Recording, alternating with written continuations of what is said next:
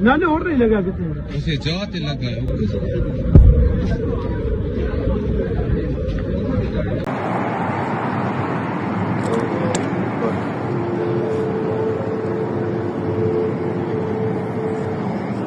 और एक मारेगा इधर, बड़े मारे। अरे ड्रोन मारा इधर। पहले उन्होंने बाहर सारे कर दिते हैं, पहले वाले सुने 12 बजे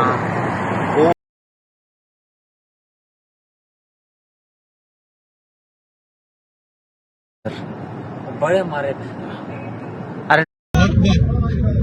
పశ్చిమాసియాలో యుద్ధం గత కొన్ని రోజులుగా కొనసాగుతోంది. ఈ నేపథ్యంలోనే దాడులు ప్రతిదాడులతో పశ్చిమాసియా దేశాలు, అమెరికా, అలాగే ఇటు ఇజ్రాయెల్, ఇరాన్ అట్టుడుకుతున్నాయి. ఇక ప్రజెంట్ సిచ్యువేషన్ చూసుకుంటే సౌదీని ఇరాన్ కోలుకోలేని దెబ్బతీసింది. సౌదీ లైఫ్ లైన్ నేలమట్టం చేసింది ఇరాన్. అయితే జుబైర్ ఇండస్ట్రియల్ సిటీపై క్షిపణుల వర్షం కురిపించింది. ఈ భారీ ఎత్తున మంటలు అనేది అక్కడ ఎగిసిపడ్డాయి. మంటల్లో పూర్తిగా ఇండస్ట్రియల్ సిటీ అంతా కూడా దగ్ధమైంది. ఇక ఇరాన్ దాడులను ఏమాత్రం సౌదీ ప్రభుత్వం అడ్డుకోలేకపోయింది.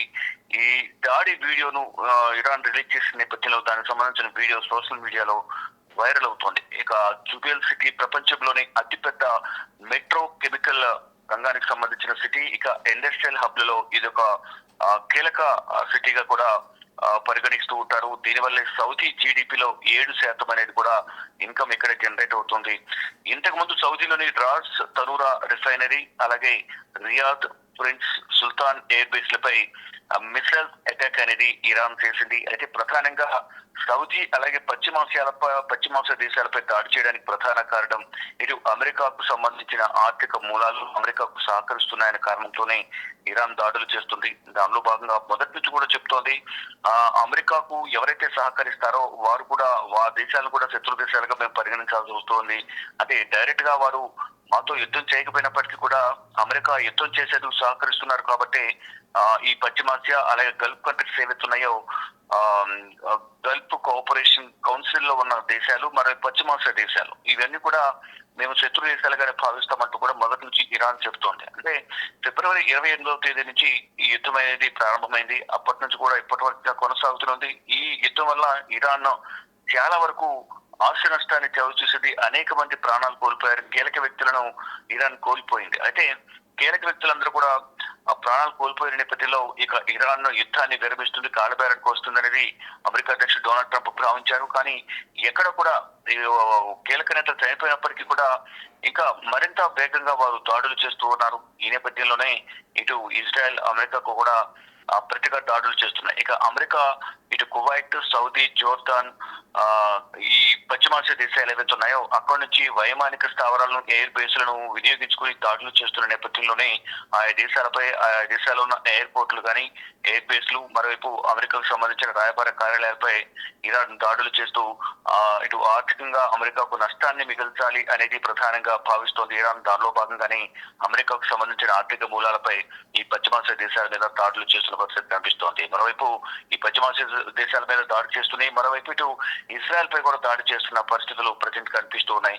అంటే ఈ అమెరికా అధ్యక్షుడు డొనాల్డ్ ట్రంప్ ప్రతి ఈ సమయంలో కూడా కొన్ని డెడ్ లైన్స్ విధిస్తూ ఉన్నారు. ఆ డెడ్ లైన్స్ ప్రకారం ఇరాన్ స్పందించడం, అంటే ప్రతిస్పందన అనేది, అంటే మాతో మాట్లాడకుండానే ఆయన ఏకపక్ష నిర్ణయాలు తీసుకుంటూ ఆ డెడ్ లైన్స్ విధిస్తున్నారు అనేది కూడా ఇరాన్ చెబుతూ ఉంది. అయితే నిన్న 48 గంటల డెడ్ లైన్ విధించడం, అంతకుముందు 5 రోజులు, అంతకుముందు 30 రోజులు, ఇలా అంటే కాల్పుల విరమణ దానికి సంబంధించి హర్ముజ్ జలసంధి వద్ద కొంత విరామం ప్రకటించాలని అనుకుంటున్నాము అనేది మొదట్లో ట్రంప్ ప్రకటించడం, దానికి సంబంధించి మేము ఎటువంటి అంగీకారం తెలపలేదంటే కూడా దాన్ని ఖండించి మళ్ళీ వెంటనే దాడులు చేయడం అనేది కూడా గతంలో చూసాం. మళ్ళీ ఇప్పుడు కూడా 48 గంటల్లో వారు హర్ముజ్ ను తెరవకపోతే విధ్వంసం సృష్టిస్తాం ఇరాన్ లో అనేది అమెరికా అధ్యక్షుడు చెప్తున్నారు. దానిలో భాగంగా 48 గంటల సమయం కూడా ముగుస్తున్న నేపథ్యంలో ఇక ఇప్పుడు దాడులు ప్రతిదాడులు అనేవి భీకరంగా కొనసాగుతున్నాయి. ఇటు అమెరికా, ఇజ్రాయెల్ సంయుక్తంగా ఈ ఇరాన్ పైన దాడులు చేస్తూ ఉన్నాయి. అంటే మొత్తంగా ఇరాన్ అనేది ఈ దాడుల వల్ల చాలా వరకు ఆర్థికంగా నష్టపోయింది. ఈ ఆర్థికంగా నష్టపోయిన ఇరాన్ పునర్నిర్మాణం జరగాలంటే కొన్ని సంవత్సరాలు పట్టే అవకాశం అయితే కనిపిస్తోంది.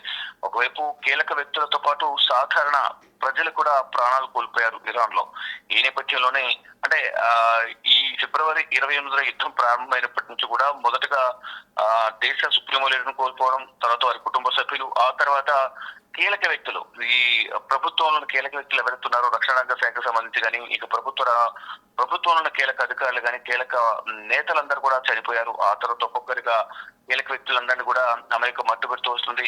ఇంకా 5గురే మిగిలి ఉన్నారు, వారిని కూడా మట్టుపెట్టడం ద్వారా యుద్ధం ముగుస్తుంది అనేది మొదటి నుంచి ట్రంప్ చెప్తున్నారు. కానీ ఎంతమంది చనిపోయినప్పటికీ కూడా వెనుకడుగు వేయకుండా మేము ప్రతీకార దాడులు చేస్తూనే ఉంటామంటూ కూడా అలుపెరగని పోరాటం చేస్తూనే ఇరాన్ అనేక మంది ప్రాణాలు కోల్పోతుంది. ఆర్థికంగా కూడా నష్టపోతున్న పరిస్థితి కనిపిస్తూ ఉంది. కానీ ఇంకా దాడులు ప్రతిదాడులు అనేవి ఇంకా కొనసాగుతూనే ఉన్నాయి. హర్మూజ్ జలసంధిని తెరవబట్టి భీకర దాడులు చేస్తామన్నారు. అక్కడున్న ప్రపంచ దేశాలకు సంబంధించిన నౌకలను కూడా వెళ్లేందుకు పర్మిషన్ ఇవ్వాలని కోరారు. కానీ దానికి ఎక్కడ కూడా ఇరాన్ అంగీకరించకపోవడం, దానిపైన దాడులు చేయడం, ఇటు అమెరికాకు సంబంధించిన సైన్యాన్ని ఈ హర్మూజ్ జలసంధి వైపు మోహరించడం, యుద్ధ విమానాలు కూడా అటువైపు మోహరించడం, ప్రతిగా దాడి చేయడం, ఇలా దాడులు ప్రతిదాడులతో పశ్చిమాసియా దేశాలతో పాటు ఇరాన్, ఇజ్రాయెల్, అలాగే ఈ వైమానిక స్థావరాలు ఎక్కడెత్తున్నాయో అమెరికాకు సంబంధించిన దేశాలన్నీ కూడా తీవ్ర ఆందోళన వ్యక్తం చేస్తున్నాయి. అక్కడ ప్రజలందరూ కూడా తీవ్ర ఆందోళన వ్యక్తం చేస్తున్న పరిస్థితి కనిపిస్తుంది. ప్రజెంట్ సిచ్యువేషన్ లో చూసుకుంటే కనుక ఇరాన్ దాడుల సౌదీ తీవ్ర నష్టాన్ని చవిచూసింది. కానీ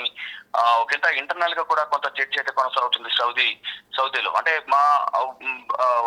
మా ప్రాంతాలను వినియోగించుకుంటూ అమెరికా మమ్మల్ని రక్షించే ప్రయత్నం చేయడం లేదు, కేవలం ఇజ్రాయెల్ కు వత్తాసు పలుకుతుంది తప్ప ఈ పశ్చిమాసియా దేశాల్లో ఉన్న దేశాలపైన అసలు కన్సర్న్ అనేది ఉంచడం లేదు, మా తరఫున పోరాటం చేయడం లేదు, మాపై దాడి చేస్తున్న సందర్భంలో అమెరికా అడ్డుకోలేకపోతుంది అనేది ప్రధానంగా సౌదీ, అలాగే ఇతర దేశాలు ఏవైతే ఉన్నాయో అవన్నీ కూడా పశ్చిమాసియా దేశాలు కొంత ఆవేదన వ్యక్తం చేస్తున్నాయి. దానిలో భాగంగానే ఇప్పుడు సౌదీ ఏ ఒక్క దాడిని కూడా అడ్డుకోలేకపోయింది. ఇరాన్ చేసిన క్షిపణి దాడులు, మిసైల్ దాడిని, అటాక్ ను ఎక్కడ కూడా అడ్డుకోలేకపోయింది. అంటే సౌదీలోని రాస్ తనూర్ రిఫైనరీ, అలాగే రియాద్, ప్రిన్స్ సుల్తాన్ ఎయిర్ బేస్ లపై మిసైల్స్ అటాక్ చేస్తున్న నేపథ్యంలో అంటే నిశ్చేతనంగా ఏం చేయలేని పరిస్థితుల్లో సౌదీ ఉంది. కానీ ఇరాన్ మాత్రం ఈ అమెరికాకు యుద్ధం చేసేందుకు సహకరిస్తున్నారు కాబట్టి మీ భూభాగాలను, మీ ఎయిర్ బేస్లను వినియోగించుకుంటూ మీరు ఇండైరెక్ట్ గా వారికి సహకారం అందిస్తున్నారు కాబట్టి మీపై దాడి చేయాల్సి వస్తుంది అనేది కూడా ఇరాన్ చెబుతుంది. అంటే ఆత్మరక్షణలో భాగంగా ఇప్పటికే ఎంతో కోల్పోయాం, ఇప్పుడు మా దగ్గర కోల్పోవడానికి ఏమీ లేదు, యుద్ధం చేసే సందర్భంలో వారు చేసిన దాడిని డెఫినెట్ గా మేము తిప్పికొట్టాల్సిన పరిస్థితులు ఏర్పడ్డాయి కాబట్టి ఈ దాడులు చేయాల్సి వస్తుంది అనేది కూడా ఇరాన్ చెబుతూ ఉంది.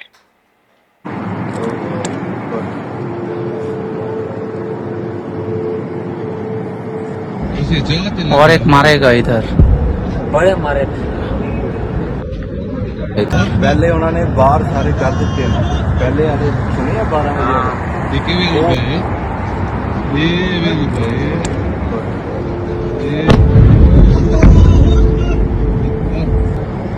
बजे और एक मारेगा इधर।